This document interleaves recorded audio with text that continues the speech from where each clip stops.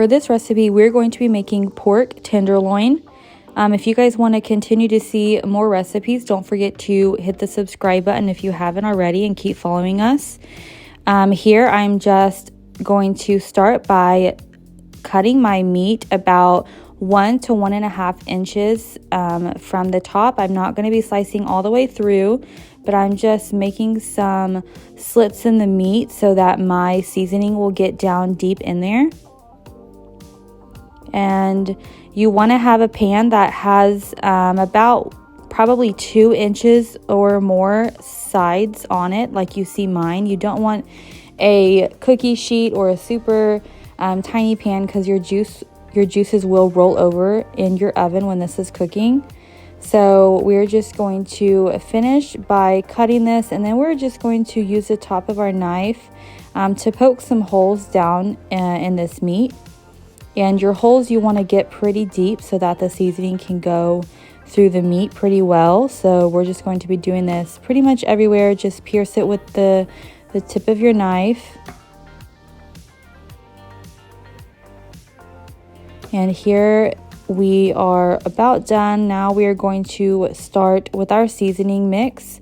We have 8 cloves of garlic that we're just going to be chopping up. Here you can chop it however way you guys want. Just make sure that it is really ground up or super tiny so that all the flavor can come out. So here I'm just continuing to make sure this is super grounded.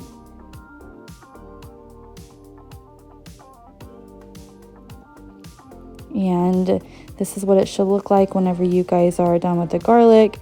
Just make sure that there are no super big clumps of it.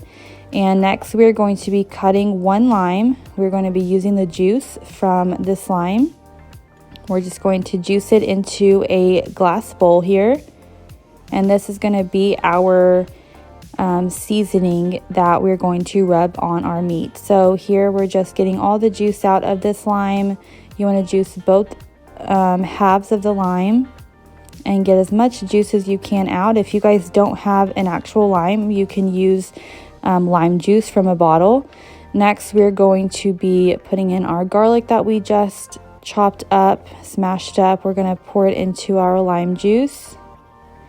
And then we're going to be adding in some soy sauce. Not a whole lot. I would say about half of a teaspoon. Next, we're going to add in some mustard, about 1 tablespoon of mustard, and some olive oil, about 1/4 of a cup. I have a lot of oregano, probably 2 tablespoons. And for our seasoning mix, we have about 1 tablespoon each of onion powder, garlic powder, salt, and pepper. And I also threw in some steak seasoning, but that's your choice if you want to do that, or if not, you can leave it out. So then we're just going to give this a really good mix. We added in some more oregano. Oregano gives it a good flavor, so if you guys like oregano like we do, just add in however much you guys want. We're just going to mix this all up to make sure it is not smooth, but just, well combined. And we're going to be putting this all over our meat. And you're going to get a little messy with this. You guys can use gloves if you want to, or if not, then just do what I'm doing and then just wash your hands thoroughly afterwards. So you're just going to rub this seasoning mix all over your meat, and you want to get down in the crevices that we made with our knife.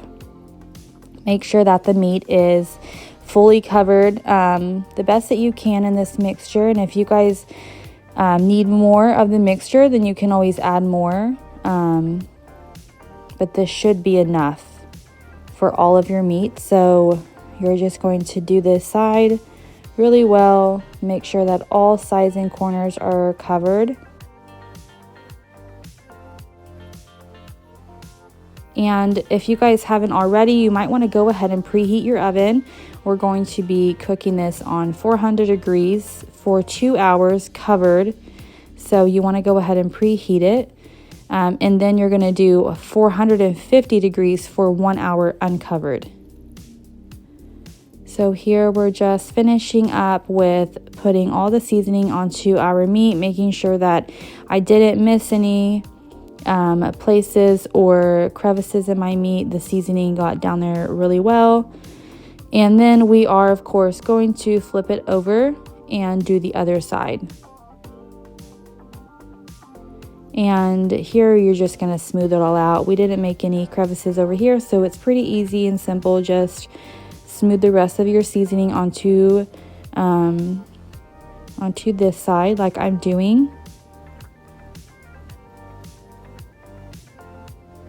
And if you guys want to add more seasonings than I did, feel free. It's just kind of whatever is your liking, whatever you guys like to season your meats with. That's what you should put in this seasoning paste that we made. Just making sure that all of this is nice and coated in our seasoning.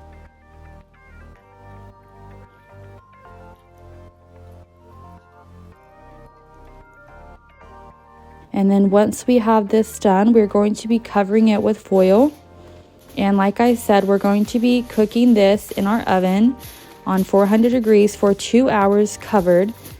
And then after you have cooked it for 2 hours with this foil on, you're going to take the foil off, turn your oven up to 450 and cook it for 1 more hour. So here it has been cooking for 2 hours. We're just going to take off the top and cook it for another hour uncovered at 450. This is what it will look like at your 2 hour mark. It's looking really good. We just need to put it in there for another hour because it is almost finished. And here it is after our total 3 hours cooked.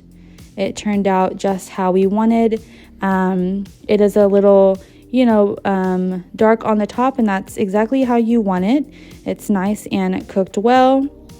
Your juices, as you can see, are on the bottom. You guys can kind of take a spoon and run that all over the top and then shred it like I have here. Or you guys can slice it however you want. This goes good with pretty much anything you guys could pair it with. This is so delicious. It smells so good.